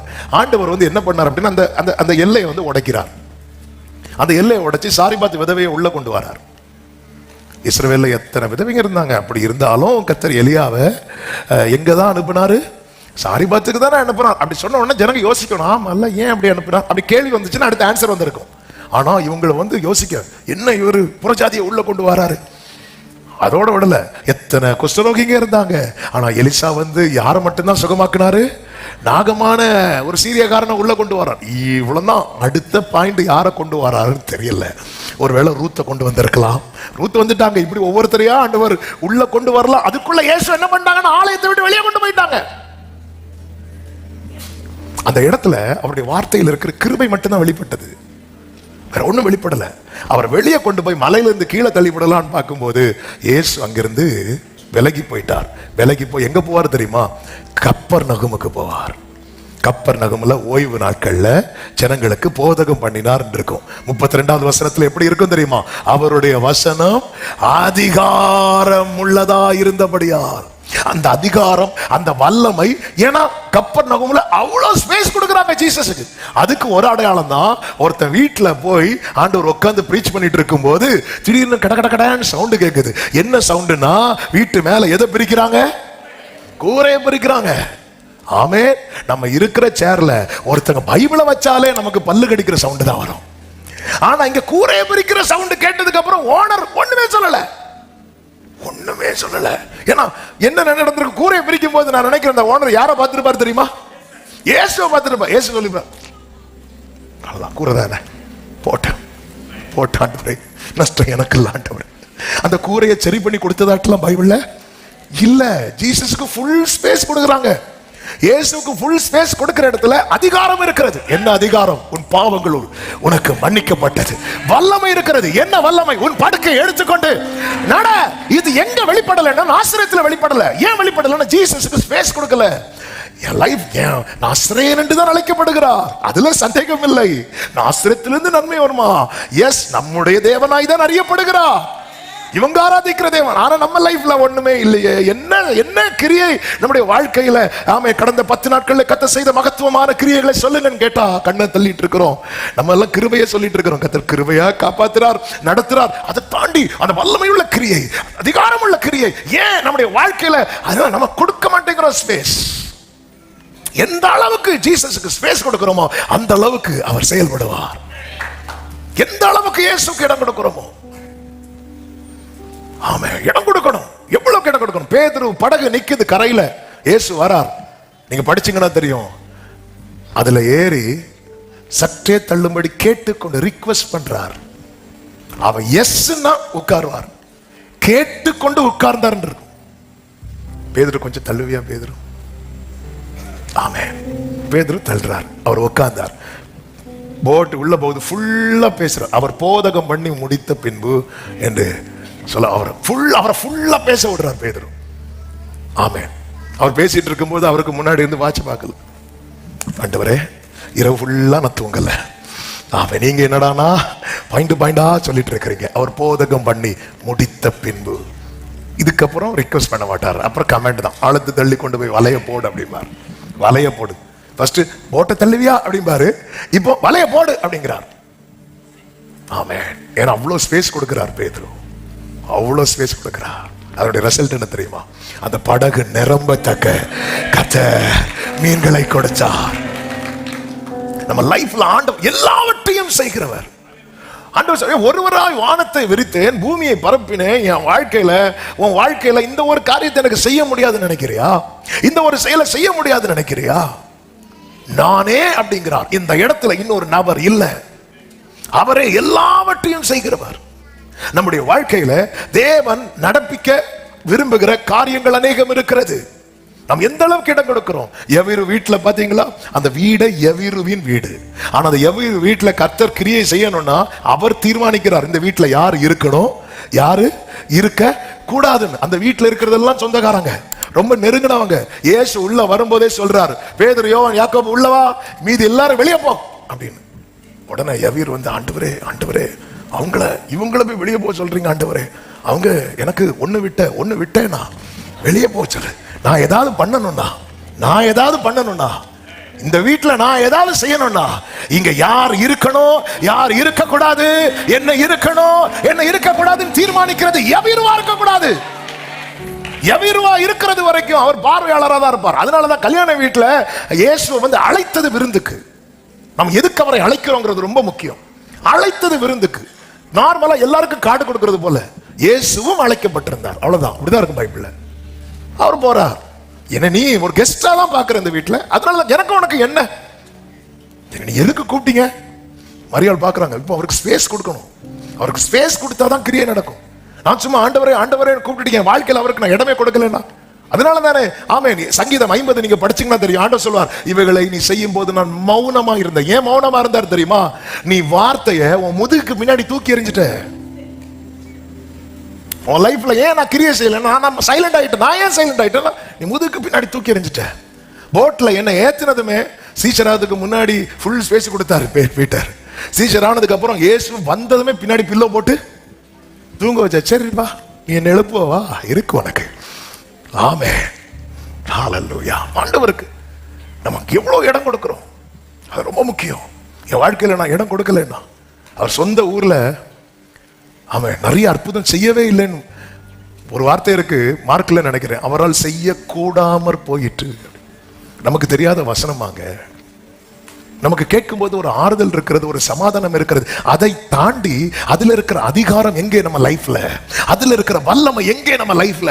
நான் வசனம் கேட்கும் போது எனக்கு சமாதானமா இருக்கு, கொஞ்ச நேரம் உட்கார்ந்து இருந்து செய்தி கேட்டா எனக்கு ரொம்ப சந்தோஷமா இருக்கு. அதை தாண்டி அந்த வசனம் நமக்குள்ளே ஆமென் கிரியை செய்யும். ஊனு கணுக்கள் இதுக்குள்ள போய் வேலை செய்யும். இந்த வசனம் நம்ம போட்டு வச்சிருக்கிற சில சில அந்த எல்லைகள் எல்லாம் உடைக்கும். அதுக்கு நம்ம இடம் கொடுக்கிறோமா? பாருங்க, இந்த இயேசு உயிர்த்தெழுந்த செய்தி முதல்ல யாருக்கு தெரியும் சொல்லுங்க, சும்மா சொல்லுங்க. மரியாளுக்கு எல்லாம் முன்னாடி யாருக்கு தெரியும் தெரியுமா? காவலர்களுக்கு. ஏன்னா அந்த சம்பவத்தை கண்கூடா பார்த்தவங்க யாரு? காவலர்கள். காவலர்களுக்கு மேட்ரு தெரியும். காவலர்கள் நேர போய் யார்கிட்ட சொல்றாங்க? உங்கள்ட்ட யார்கிட்ட சொன்னாங்க? அண்ணா காய்பா பிரதான ஆசிரியர் அந்த டீம்கிட்ட போய் சொல்றாங்க. இப்போ இயேசு உயிர்த்தெழுந்தார் மேட்டர் யாருக்கு தெரியுது? சீஷர்களை விட யாருக்கு நல்லா தெரியுது? மற்றவங்களுக்கு தெரிஞ்சும் அதை அவங்க மறைக்க தான் பாக்குறாங்க. ஏன் தெரியுமா? அவங்க பாரம்பரியம் அதை விடாது. சொசைட்டி, ஏய் நீங்க ஒண்ணு பண்ணுங்க, இந்த காசை வாங்கிக்கோங்க, காசை வாங்கிட்டு போய் சொல்லுங்க, நாங்க தூங்கிட்டு இருக்கும்போது தூங்கிட்டு இருந்தேன்னு சொன்னாலே உனக்கு வேலை போயிடும். ஏன்னா அவனை வச்சதே எதுக்குதான்? காவலுக்கு. அதனாலதான் காசை கொடுத்துட்டாங்க. காசை கொடுத்தீங்க பாரு, நீ சொல்லு, மீதி வரதெல்லாம் நாங்க பாத்துக்கலாம். அப்ப அவங்களுக்கு தெரியுது இயேசு உயிரோடு எழுந்தார். தெரிஞ்சது அவங்க என்ன பண்ணிருக்கணும் தெரியுமா? அவங்க அந்த இடத்துல இயேசுவே அப்போ மேசியா இவர் தான் தெரிஞ்சும் அவர்களுடைய பாரம்பரியம் அவரை அந்த சத்தியத்தை ஏற்றுக்கொள்ள விடாதபடிக்கு தடை பண்ணுகிறது. ஆவியானவர் சபைகளுக்கு சொல்லுகிறதை காதுள்ளவன் கேட்க கடவன். எந்த பாரம்பரியமானாலும், ஏன் பெந்தெகோஸ்தே பாரம்பரியமானாலும் சரி, அது கர்த்தருடைய வசனம் நம்மில் கிரியை செய்ய தடை செய்கிறது என்றால் அது நமக்கு ஆறுதலாய் மட்டும்தான் இருக்குமே தவிர இதுல இருக்கிற அதிகாரம் நம்முடைய வாழ்க்கையில நம்முடைய குடும்பத்திலே வெளிப்படாது. இந்த அதிகாரம் வெளிப்பட்டதும் கப்பர்நகூம்ல இருக்கிற பேய் சத்தம் போட்டு ஓடுது. அதிகாரம் இல்லாத இடத்துல பேய் வந்துடும். கப்பர்நகூம்ல போதகம் பண்ணிட்டு இருக்கிற இடத்துல ஒரு பேய் இருக்கு. அப்ப எங்கதான் இருக்கு பாருங்க. ஆமென். அது சிறுமைப்பட்டவர்களுக்கு ஆறுதல், சுகம், என்ன ஒரு ஆனந்தம். இந்த வேர்டுல இருக்கிற அதிகாரம் இருக்குல்ல, வல்லமை இருக்குல்ல, அது நம்முடைய கூடாரத்தில் விளங்குவதாக, நம்முடைய வாழ்க்கையில விளங்குவதாக. ஓ ஜீசஸ், ஹalleluya. இல்லன்னா சத்துருவின் ஆளுகை இருக்கக்கூடாது. வேதம் சொல்லுகிறது நீதிமான்களுடைய கூடாரங்களில் ரட்சிப்பின் கம்பீர சத்தம் உண்டு. அடுத்த வார்த்தை சொல்லுங்க, கர்த்தருடைய வலதுகரம் பராக்கிரமம் செய்யும். கர்த்தருடைய வலதுகரம் உயர்ந்திருக்கும். கர்த்தருடைய வலதுகரம் பராக்கிரமம் செய்யற இடத்துல ஒரு தேவ பிள்ளையுடைய சாட்சி எதுவா இருக்கு தெரியுமா? நான் சாகாமல் பிழைத்திருந்து கர்த்தருடைய செய்கைகளை விவரிப்பேன். ஆமென் சொல்லுங்க பார்க்கலாம். ஆண்டவரே நீங்க செய்யுங்க ஆண்டவரே. அதான் நம்ம பாடுவோம்ல, தொடும் என் கண்களையே உம்மை நான் பார்க்க வேண்டுமே,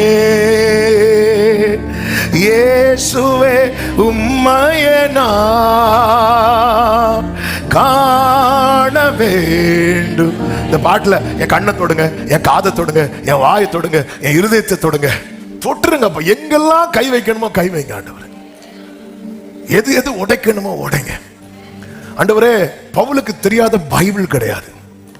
ஆனால் அவன் பாரம்பரிய கண்ணாடியை போட்டு பார்த்ததுனால அவனால யாரை மட்டும், பவுலுக்கு ஆபிரகாம் தெரியும், ஈசாக்கு தெரியும், எல்லாரையும் தெரியும். ஆனா ஒருத்தரை மட்டும் தெரியல, கிறிஸ்துவ தெரியல.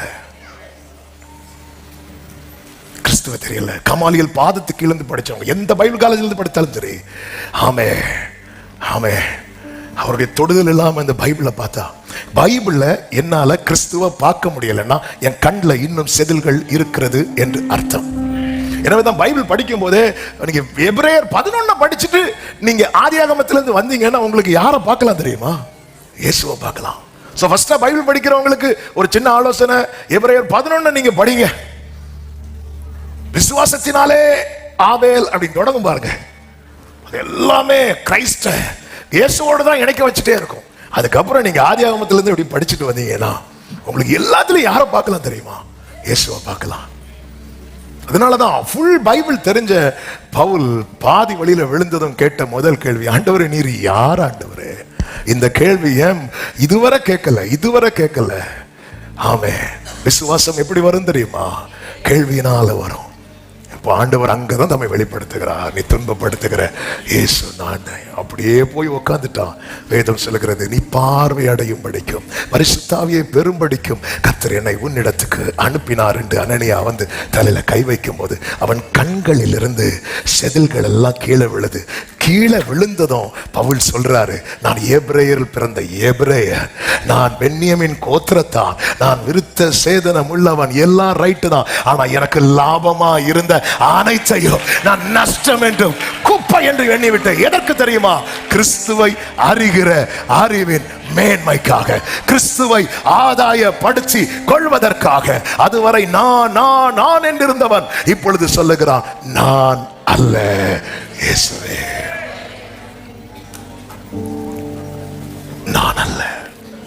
நான் அல்ல இயேசுவே என்னில் வாழ்கிறார். நான் அல்ல இயேசுவே, ஆமே, நான் அல்ல இயேசுவே என்னில் வாழ்கிறார். ஆண்டவர் கிரியை செய்ய முழுமையாய் இடம் கொடுங்கள். அதுல முக்கியமாய் கர்த்தர் சொல்ல விரும்புகிற சில காரியங்கள் உண்டு. எல்லாம் சொல்ல முடியுமான்னு தெரியவில்லை. ஆனால் ஒரு காரியத்தை நான் சொல்லுகிறேன். நேரம் இருந்தால் அடுத்த 2 காரியத்தை கூட சொல்லி முடிக்கிறேன். ஆமா, நாம் செய்ய வேண்டிய முக்கியமான ஒரு காரியம் ஏசாயா 52வது அதிகாரம் அதனுடைய 1-2 வசனங்களில் இப்படி சொல்லப்பட்டிருக்கிறது, எழும்பு எழும்பு சீயோனே, உன் வல்லமையை தரித்துக்கொள், பலன் கொள்ள எழும்பு, பலன் கொள்ள எழும்பு. ஏன்னா அடுத்து கர்த்தர் சில காரியத்தை செய்ய போகிறார். ஆமென். எசேக்கியேல்ட்ட சொல்லும்போது சொல்லுவா, நீ கால் ஊன்றி நில் அப்படிம்பார். நீ பலன் கொள்ள எழும்பு. பரிசுத்த நகரமாகிய எருசலேமே, உன் அலங்கார வஸ்திரங்களை உடுத்திக்கொள். விருத்த சேதனம் இல்லாதவனும் அசுத்தனும் இனி உன்னிடத்தில் வருவது இல்லை. தூசியை உதறிவிட்டு எழுந்திரு எருசலேமே, வீற்றிரு. சிறைப்பட்டு போன சீயோன் குமாரத்தையே, கட்டுகளை நீ தூசியை உதறிவிட்டு எழும்பு. 137வது சங்கீதத்தின் 1-2 வசனங்கள்ல நம்ம பார்க்கும்போது தெரியும், எருசலேம் குமாரத்திகள் என்ன பண்றாங்க அப்படின்னா, பாபிலோன் ஆறுகள் அருகே நாங்கள் உட்கார்ந்து அங்கே சீயோனை நினைத்து என்ன செய்தோமா, நாங்க அழுதோம் என்று சொல்லப்பட்டிருக்கிறது. அது நடுவில் இருக்கும் அலரி செடிகளின் மேல் எங்கள் கிண்ணறங்களை தூக்கி வைத்தோம். அவங்களால தாங்க முடியல வலி. ஆண்டவரை பொறுத்த வரைக்கும் ஒன்றை புரிந்து கொள்ளுங்கள், அவர் நம்முடைய உணர்வுகளை மதிக்கிறவர். நம்முடைய உணர்வுகளை அவர் மதிக்கிறது போல வேற யாரும் மதிக்க முடியாது. ஹல்லேலூயா. அதனாலதான் பாடுவோம்ல, என்றே முகம் வாடியா தெய்வத்தின் முகம் வாடும், என் மிழிகள் ஈரனணிஞ்சால் தெய்வத்தின் மிழி நீரை.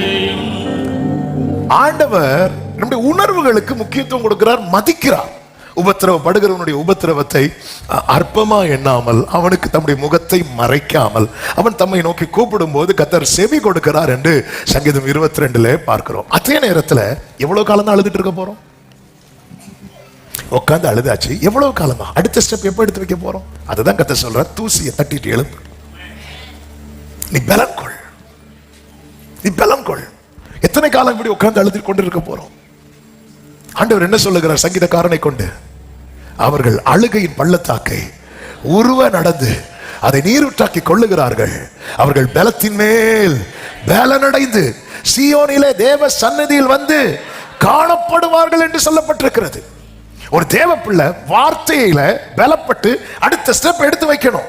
எத்தனை காலம்தான் உட்கார்ந்து அழுது கொண்டிருப்போம்?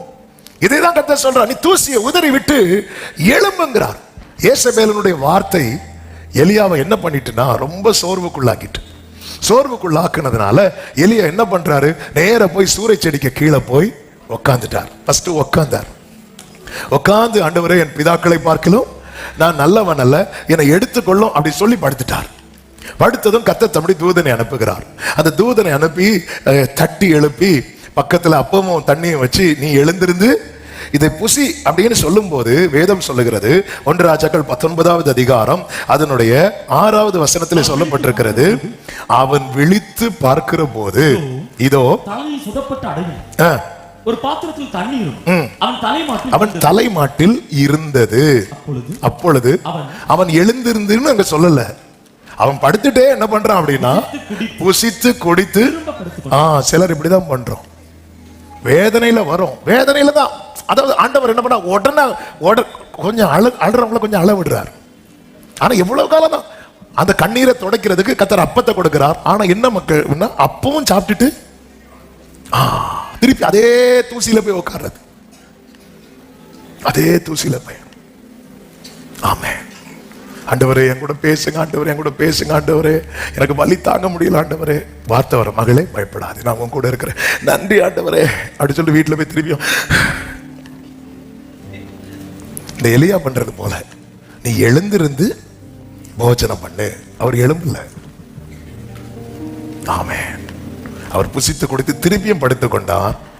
அடுத்த வசனத்தில் சொல்லப்பட்டிருக்கிறது, திரும்ப இரண்டாம் தரம் வந்து அவனை தட்டி எழுப்பி எழுந்திருந்து போஜனம் பண்ணு, நீ பண்ண வேண்டிய பிரயாணம் வெகு தூரம் என்றான். அடுத்த வசனத்தில் சொல்லப்பட்டிருக்கிறது, அவன் எழுந்திருந்து புசித்து குடித்து. இந்த ஃபர்ஸ்ட் கேட்டகரியில நம்ம மேக்ஸிமம் அந்த வேர்டு கேட்கும். அதனால தான் பாருங்க, இந்த வார்த்தை கேட்கும் போது என்னமோ பண்ணுது. வீட்டுக்கு போனதும் ஏன்னா திருப்பி அதே தூசியில போய், அதே சாம்பல்ல போய், அதே ரெட்டுடுத்தி கொண்டு, நமக்கு தெரியாது ரெட்டுடுத்தி கொண்டு மோர்தேக்காய் இருந்தான். எஸ்தர் அதை மாத்த பார்த்தாங்க, முடியல. சரி போட்டு ஒரு 3 நாள் இருந்துட்டு போட்டோம். ஆனா என்னைக்குமே அவன் ரெட்டுடுத்தி கொண்டு இருக்கிறது அது தேவ சித்தம் இல்லை. எனவே இரவோடு இரவாக ராஜாவுக்கு தூக்கத்தை எடுத்து ரெட்டை களைந்து ராஜ வஸ்திரத்தை உடுத்து வச்சு குதிரை மேல பவனி போக வைத்தார். அழுறோங்க, பிரச்சனையில் அழுறோம், ஓகே. அவர் கண்ணீரை மதிக்கிறவர்.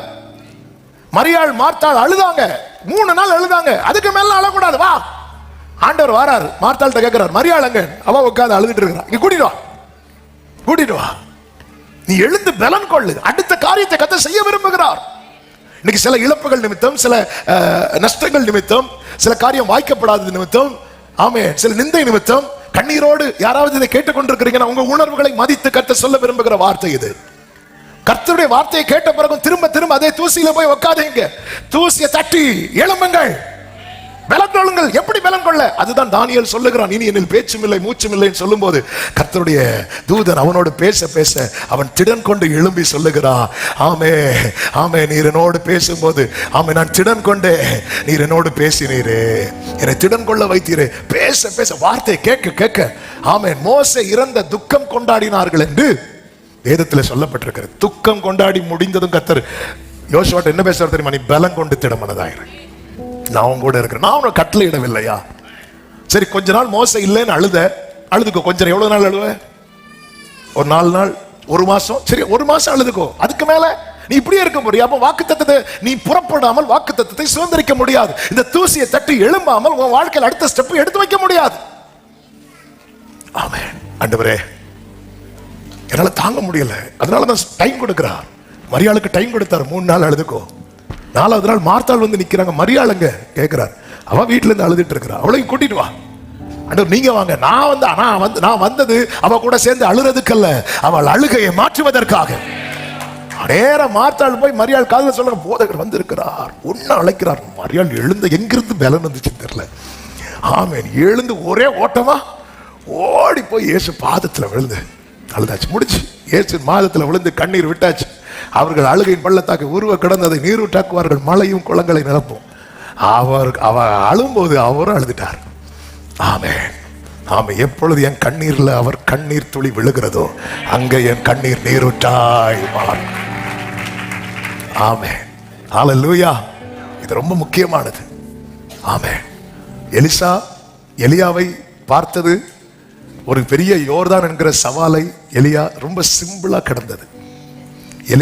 எலியாவிடம் பார்க்காதது என்ன தெரியுமா? எலியா சூறை செடிக்கு கீழே உட்கார்ந்து இருந்து தளர்ந்தது. நல்ல வேலை. எலியா நினைச்சிருப்பார், நல்ல வேலை இத எலிசா பார்க்கல. ஆமென். உங்களுக்கு ரொம்ப அழணும்னு சொன்னா தனியா போய் அழுத்துருங்க. ஆமென். அடுத்து வருகிற எலிசாக்கள் அதை பார்க்க வேண்டாம். ஆமென். நம்முடைய விசுவாச பாதையில நாம் தோல்வியை சந்திப்பதையே நம் தலைமுறை பார்க்குமானால் நம் தலைமுறை எப்படி விசுவாசத்துல நிற்கும்? கிறிஸ்தவ வாழ்க்கையில இருக்கிற அந்த ஜாய் இருக்குல்ல, அந்த சந்தோஷம். தெசலோனிக்கேயர் அவங்க மிகுந்த உபத்திரவத்திலையும் அவங்க பரிசுத்தாவின் சந்தோஷத்துல இருந்தாங்கன்னு பைபிள்ல இருக்கு. அது நம்ம தலைமுறை பார்க்கலன்னா கிறிஸ்தவ வாழ்க்கையை அவங்க எப்படி தெரிந்தெடுப்பாங்க? ஆண்டவர் சொல்ல, நீ பலன் கொள்ளு, பலன் கொள்ளு, நீ பண்ண வேண்டிய பிரயாணம் வெகு தூரம், நீ வா. எலியா பார்த்தாரு, இல்ல இனியும் நான் போஜனத்தை உள்ள வாங்கிட்டு சூரியச்செடிக்கு கீழே இருக்கக்கூடாது. போஜனத்தை வாங்கியாச்சு, தேவ சமூகத்துல இருந்து வாங்குறோம். வாங்கினதுக்கு அப்புறம் திரும்பியும் போய் ரெட்டுடுத்தி சாம்பல்ல நோ இழப்பு. யோபுவின் வாழ்க்கையில வந்த இழப்பு கொஞ்சம் கிடையாது, கொஞ்சமே கிடையாது. அதனால கர்த்தர் ஸ்பேஸ் கொடுக்கிறார் யோபுவுக்கு அழுறதுக்கு. யோபு என்ன பண்ணுவார் தெரியுமா? ரெட்டுடுத்தி கொண்டு சாம்பல்ல உட்கார்ந்தான் என்று யோபுவின் புஸ்தகம் 2வது அதிகாரம் 8 சொல்லப்பட்டிருக்கிறது. அவன் ஒரு ஓட்டை எடுத்து தன்னை சுரண்டி கொண்டு சாம்பலில் உட்கார்ந்தான் என்று சொல்லப்பட்டிருக்கிறது. உட்கார்ந்த யோபு நிறைய பேச ஆரம்பித்தார். கர்த்தர் பேச விட்டார் பாருங்க. என் ஆண்டவரை பார்த்து அதான் சொன்ன, உணர்வுக்கு மதிப்பு கொடுக்கிறவர். நிறைய அவன் பேசி பேசி பேசி பேசி ஆமென். 31வது அதிகாரம் 40வது வசனத்தில் எப்படி சொல்லப்பட்டிருக்கிறது? யோபின் வார்த்தைகள் முடிந்தது. ஒருத்தங்க ரொம்ப வேதனையில் இருக்கும்போது அவங்கள பேச விட்டுறணும். ஆண்டவரை மாதிரி உணர்வுகளை மதிக்கிறது வேற யாருமே கிடையாது. பேசி உடனே 32வது அதிகாரத்தில் கர்த்தர் பேசி இருக்கணும். ஆனா ஒரு எலிகு என்ன பண்ணா, இடையில வந்தான். நம்ம சாம்பல்ல உட்கார்ந்தா பல எலிகள் குறுக்க ஓடிட்டு தான் இருக்கும். அதனாலதான் ஆண்டவர் பேச ஆரம்பிக்கும் போது எப்படி சொல்லுவார் பாருங்க. 38வது அதிகாரம் அதனுடைய 1-2 வசனங்களிலே, பெருங்காற்றில் இருந்து யோபுக்கு உத்தரவாக அறிவில்லாத வார்த்தைகளினால் ஆலோசனை அந்தகாரப்படுத்துகிற இவன் யார்? இவன் யாருப்பா? இந்த எலி யாரு குறுக்க ஓடிட்டு இருக்கு? ஆமென். இங்க டீலிங் யோபுவுக்கு ஆண்டவருக்கு இடையில தான். ஆனா ஒரு விஷயத்தை புரிஞ்சுக்கோங்க, நீங்க சாம்பல்ல உட்கார்ந்து இருக்கிறத உங்களை மத்தவங்க பார்க்க ஆரம்பிச்சுட்டாங்கன்னு வைங்களேன், ஏதோ ஒரு வகையில் உங்களை குற்றப்படுத்திட்டே தான் இருப்பாங்க. நீங்க சாம்பல்ல உட்கார்ந்து இருக்கிறத இந்த யோபு எப்படி எல்லாம் குற்றப்படுத்தினாங்க. சன்மார்க்கன் தண்டிக்கப்பட்டது உண்டோ அப்படின்னு கேட்கிறாங்க. யோபு 4:7. குற்றம் இல்லாம யாராவது இப்படி தண்டிக்கப்பட்டிருக்கிறாங்களா? யோபு 4:7 வாசிங்க. குற்றம் இல்லாமல் அழிந்தவன் உண்டோ? சன்மார்க்கர் அதம் பண்ணப்பட்டது எப்போ? இதை நினைத்து பாரும். வந்தது எதுக்கு தெரியுமா? ஆறுதல் சொல்றதுக்கு. ஆறுதல் சொல்ல வந்தவங்க யோபுவை குற்றப்படுத்திட்டே இருக்கிறாங்க. ஏன் தெரியுமா? யோபுவே நீங்க சாம்பல்ல உட்கார்ந்து இருக்கிறீங்க. ஆமென்.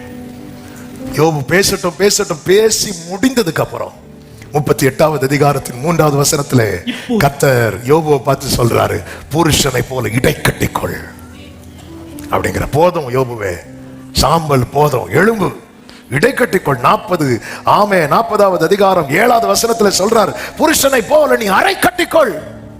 நீ அழுதது போதும், எழும்பு, பலன்கொள். எதுக்கு ஆண்டவரே பலன்கொள்? உன்னுடைய சிறையிருப்பை நான் திரும்ப போறேன். உன்னுடைய முந்தின சீரை பார்க்கலும் உனக்கு நற்சீர் உண்டாக செய்ய போறேன். உன்னை அடுத்த ஸ்டெப்ல நான் கால் எடுத்து வைக்க போறேன். உன்னை பார்த்து பரியாசம் பண்ணவங்க உன்னை பார்த்து ஆச்சரியப்படும்படியான ஒரு கிரியையை நான் உன் வாழ்க்கையில செய்ய போறேன். அது செய்யணும்னா யோபுவே இந்த சாம்பல்ல நீ உட்கார கூடாது. எழும்பு, எழும்பு, எழும்பு. ஆமென். யோபுவின் நண்பர்கள்லாம் அவனை குற்றப்படுத்தும் போது கர்த்தர் யோபுவை குறித்து என்ன சொல்லுவார் தெரியுமா? உத்தமனும் சன்மார்க்கனும் தேவனுக்கு பயந்தவனுமான. இன்னும் பாருங்க, சாத்தான் கூட இப்படி குற்றப்படுத்தல. சாத்தான் வச்ச கம்ப்ளைண்ட் என்னன்னா, நீர் அவனையும் அவனுக்கு உண்டான எல்லாவற்றையும் சுத்தி வேலி அடைச்சதுனாலதான் இப்படி இருக்கிறான். சாத்தான் சில நேரத்தில் சாத்தான் கூட குற்றப்படுத்துறது கொஞ்சம் குறைவா தான் இருக்கும். சில கிருபை பெற்றவங்களை பார்த்தா அடிக்கிறாங்க, அடி. ஆண்டவர் நீங்க அடுத்து கவனிச்சீங்கன்னா தெரியும், அவன் எப்பொழுது வேர்டை கேட்டு எழும்புனானோ அடுத்து எப்படி மாறிச்சு தெரியுமா? அந்த நண்பர்களுக்காக இந்த யோபு செபிக்கிற நிலைமைக்கு கர்த்தர் கொண்டு வந்துட்டார். ஆண்டவர் அவங்கள பார்த்து என்ன சொல்லுவா தெரியுமா? பாரு, யோபு உங்களுக்காக ஜெபம் பண்ணுவான். நான் மட்டும் யோபுவின் முகத்தை பார்க்கலன்னா இன்னைக்கு நீங்க இல்லை. ஏன்னா ஆண்டவருடைய நீதி என்ன தெரியுமா? நம்ம எந்த அளவின்படி அளக்கிறோமோ அதே அளவின்படி. அப்ப நியாயப்படி பார்த்தா ஆண்டவருடைய நீதியை வச்சு பார்க்கும்போது யோபுவை எப்படியெல்லாம் அளந்தாங்களோ அந்த மொத்தமும் அடுத்து யாருக்கு வந்திருக்கணும்? நண்பர்களுக்கு வந்திருக்கணும். ஆனா யோபு என்ன பண்ணார் தெரியுமா? ஜெபம் பண்ணார். இந்த ராஜாவின் நீதி. தானியேலை சிங்க கபில போடுறதுக்கு காரணமா இருந்தவங்க, தானியேல் தப்பு வைக்கப்பட்டதும் அடுத்து ராஜா என்ன பண்ணுவார் தெரியுமா? அதுக்கு காரணமா இருந்த அத்தனை பேரையும் அந்த சிங்க கபில போடுறது ராஜாவுடைய நீதி. ஆண்டவர் சொல்றார், நான் மட்டும் யோபுவின் முகத்தை பார்க்காம இருந்தேன். யோபு சிநேகிதர்களுக்காக வேதனையில சாம்பல்ல உட்கார்ந்து இருக்கிறோம். எவ்வளவு நாள் உட்கார்ந்து இருக்க போறோம்? ஆண்டவர் சொல்றார், நீ எழுப்பு, நீ பலன் கொள், உன் வல்லமையை தரித்துக்கொள். எத்தனை பேர் நம்புறீங்க? என் வாழ்க்கையில கர்த்தர் 42வது அதிகாரத்தை எழுத போகிறார். தேவரீர் சகலத்தையும் செய்ய வல்லவர், நீர் செய்ய நினைத்தது தடைபடாது. பலன் கொள்ள கிருபை தார். இன்னைக்கு வார்த்தையை கேட்டு வேதனை நடுவில் நீங்க வந்திருக்கலாம், கண்ணீரின் பாதையில வந்திருக்கலாம். ஆண்டவர் சரி அழட்டும், அழுகையோடும் விண்ணப்பத்தோடும் வருவார்கள். வரட்டும், அழுதுட்டே வரட்டும், வரட்டும். எலிசாவை பார்த்தீங்களா? அந்த சுனேமியாள் தன் மகனுக்கு நேர்ந்ததை பார்த்து ஓடி வந்து பாதத்தில் விழுந்து அழுவா. கேயாசி தடுத்து விலக்கி விட பார்க்கும்போது எலிசா சொல்வார், அவளை பிடிக்காத, அவ ஆத்மா எப்படி இருக்கு தெரியுமா? துக்கமா இருக்கு, அழட்டும், அழட்டும். நான் சாம்பல்ல இருந்து எழும்பாத வரைக்கும் எனக்கு எவ்வளவு நல்ல வார்த்தைகள் வந்தாலும் அது எனக்குள்ள போகாது. எல்கானா எவ்வளவு நல்ல வார்த்தைகளை பேசினார் அண்ணாள் கிட்ட, ஆனா உள்ளே போகலையே. ஏன்னா அந்த சாம்பல் அந்த தூசிலேயே உட்கார்ந்து அழுதுட்டு இருந்தா. ஒரு நாள் எழும்பி ஆண்டவர் சமூகத்துல போய் தன் இருதயத்தில் இருந்ததெல்லாம் கொட்டிட்டான். கொட்டினதுக்கு அப்புறம் ஏலியை கொண்டு கர்த்தர் பேசினார். உன் விண்ணப்பத்தின்படி கர்த்தர் உனக்கு தந்தருள்வார். அதன் பிறகு அவள் துக்கமுகமாய் இருக்கவே இல்லை. அவ்வளவுதான். திருப்பியும் அதே போல போய் அதே சாம்பல்ல போய் உக்காந்தா இல்லை. அது நம்ம கர்த்தரை பரீட்சிக்கிறது. சில காலம் அழுதோம், வேதனையில கஷ்டத்துல இருந்தோம். கர்த்தர் இன்னைக்கு சொல்றார், எழுப்பு, பலன்கொள், எல்லாவற்றையும் செய்கிற கர்த்தர் உன் மீட்பராய் இருக்கிறார். நல்ல கரங்களை தட்டி ஆமென் சொல்லுவோமா? எல்லாரும் தேவ சமூகத்தில் அர்ப்பணித்து பலன் தாருமே, பலன் தாருமே. முடிந்தால் முழங்கார் படியிட்டு உம்பலத்தா எழுப்பி நிற்க முடிஞ்சவங்க எழுப்பி நிற்கலாம். உங்களுக்கு எப்படி வசதியோ ஒரு ஒரு மேக்ஸிமம் ஒரு 5 minutes நம்ம ஜெபித்து முடிக்க போகிறோம். பலன் தாருமே, பலன் தாருமே, பலன் தாருமே, உம்பலத்தா என்னை நடத்திடும். எத்தனை பேர் இந்த வேதனை இன்னும் சாம்பல்ல உட்கார்ந்து இருக்கிறீங்க? சில நஷ்டங்கள் நிமித்தம், இழப்புகள் நிமித்தம் ஆண்டவர் உங்க வாழ்க்கையில அடுத்த நிலையில கொண்டு போக விரும்புகிறார்.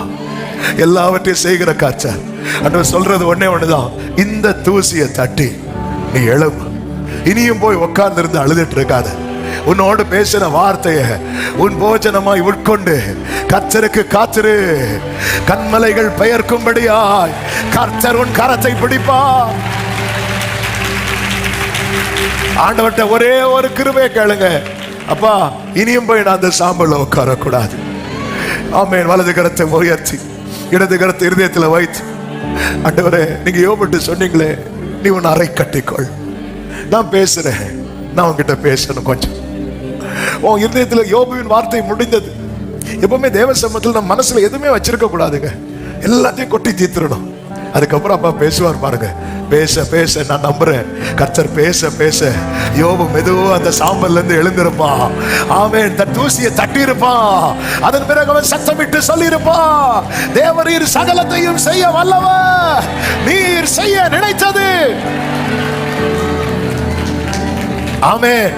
இந்த வார்த்தையை கேட்டு திரும்பியும் போய் அதே தூசியில போய் உட்கார போறோமா? அதே தூசியில போய் உட்கார போறோமா? வேண்டாம். கர்த்தர் இருக்கிறார். ஹல்லேலூயா. நம்புவே, நம்புவே, நம்புவே,